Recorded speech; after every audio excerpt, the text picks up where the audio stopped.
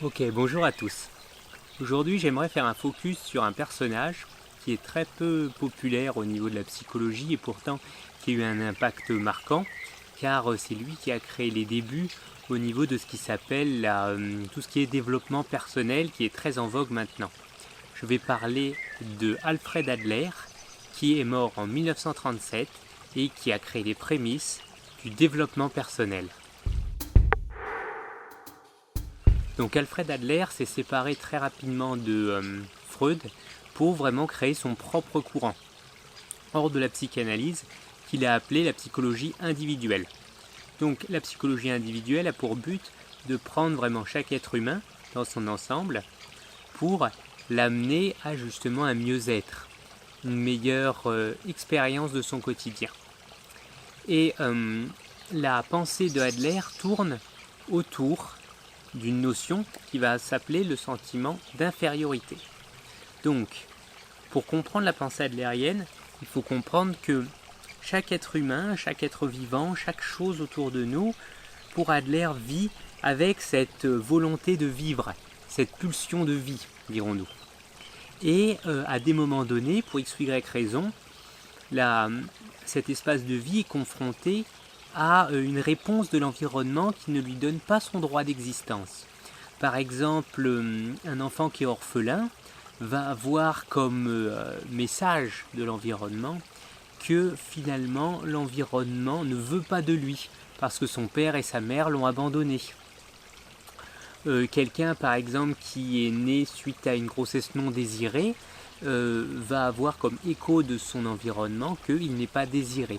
Et tout ça va faire obstacle en fait avec cette pulsion de vie, cette envie de vivre qui existe en la personne. Et va créer ce que Adler appelle un sentiment d'infériorité. Et ce sentiment d'infériorité peut avoir deux actions. Soit le premier, c'est celui de valider la croyance qu'on ne mérite pas de vivre. Et du coup va amener plus vers des penchants dépressifs.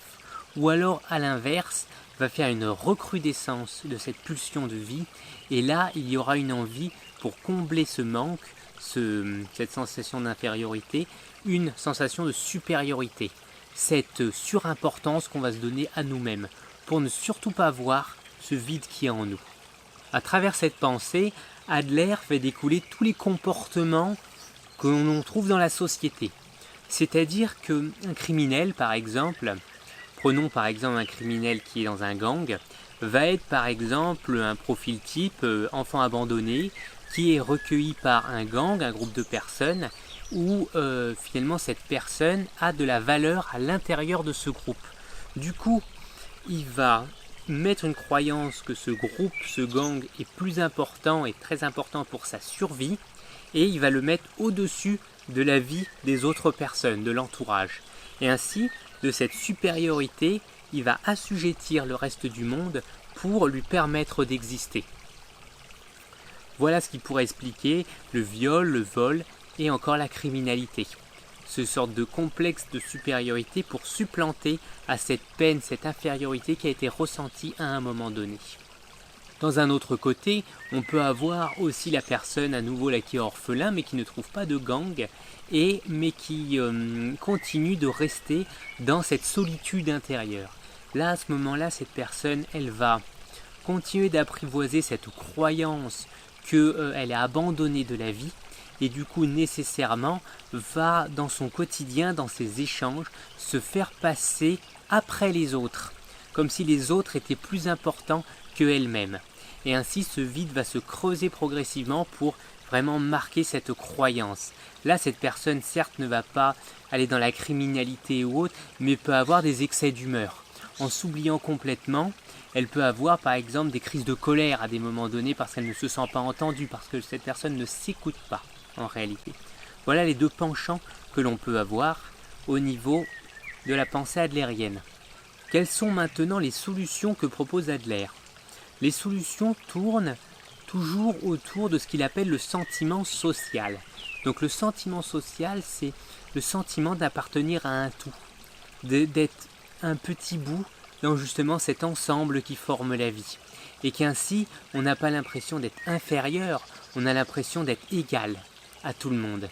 C'est Ce sentiment social, il peut se mettre en image à travers cette histoire humoristique.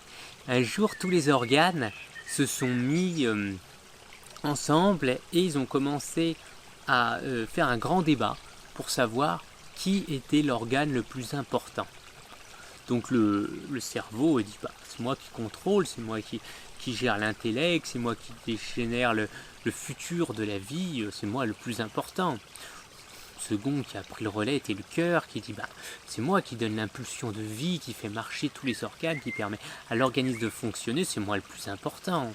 Le foie a dit c'est moi qui détoxine, qui permet aussi de transformer les graisses, c'est moi le plus important, sans moi pas d'énergie. L'estomac a dit c'est moi qui transforme l'énergie de l'extérieur en énergie pour soi, c'est moi le plus important.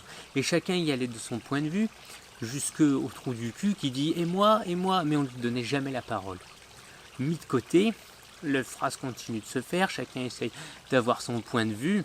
Et le trou du cul, c'est toujours de dire et moi. Au bout d'un moment, oublié comme ça de tous ses pairs, il se dit bon, puisqu'on m'écoute pas, je vais me mettre en grève. Il se met en grève, il arrête tout fonctionnement, le côlon se met complètement en arrêt, et là, l'appareil digestif commence à dysfonctionner. L'appareil cardiaque commence à dysfonctionner. L'appareil mental commence à dysfonctionner. Tous les organes commencent à dysfonctionner. Jusqu'à ce que là, obligé de l'écouter, il puisse enfin dire son point de vue et être accepté comme un organe à part entière, le côlon, qui puisse comme ça être autant important que tous les autres. Et là, accepté dans ce qu'il est, il s'est remis à fonctionner et tout s'est remis à fonctionner. Voilà, cette histoire humoristique permet de bien comprendre que le sentiment d'infériorité vient de fausses croyances. Tout est intrinsèquement égal. Tout fonctionne grâce au fait que l'autre chose fonctionne. Et du coup, le cerveau est autant important que le côlon. Car sans l'un ou sans l'autre, rien ne fonctionne. C'est ça qui veut appeler, à mon sens, le sentiment social, le fait d'appartenir à une société, à un tout. Et en comprenant pleinement comment fonctionne cette société, ce groupe, cette communauté, la personne comme ça s'inscrit dans un ensemble et son but devient louable pour la communauté et pour elle-même. Elle ne s'assujettit pas à la communauté, mais elle devient un moteur, un élément de cette communauté. Et en façonnant comme ça une meilleure compréhension sociale, Adler prône que les problèmes du coup diminueront naturellement. Par exemple, le criminel qui est dans un gang ne fait complètement fi du fait que l'approvisionnement de ressources ou autres sont dus au fait, par exemple, du bon fonctionnement de la société. Et en oubliant tout cela dans l'équation, dans sa pensée, eh bien naturellement, il a une vision qui est erronée du monde. Du coup, en redonnant cette vision au monde, en lui faisant comprendre que si toute la société, s'il fait dysfonctionner toute la société, eh bien naturellement son approvisionnement en ressources ou autre va être désuet, va être mis à mal. Et là, du coup, naturellement, hop, son architecture, sa dynamique à l'intérieur de ce gang va changer. Il va peut-être se mettre dans une œuvre humanitaire pour favoriser l'approvisionnement de ressources. Et de fil en aiguille, en montrant comme ça, en rentrant de plus en plus dans un schéma plus collectif, la personne va s'équilibrer et enfin ressentir que la vie fait partie de lui, fait partie d'un tout. Et là, ce manque qui était ce sentiment d'infériorité disparaîtra progressivement pour laisser place à la vie. Voilà pour le focus sur Alfred Adler. J'espère que ce court aperçu vous a intéressé et vous a donné envie d'explorer un peu plus. Donc c'est un résumé du livre Le sens de la vie, qui est le dernier livre qu'il a écrit, si mes souvenirs sont bons. En 1933, il est paru, en sachant que Adler est mort en 1937, et qui résume toute sa pensée.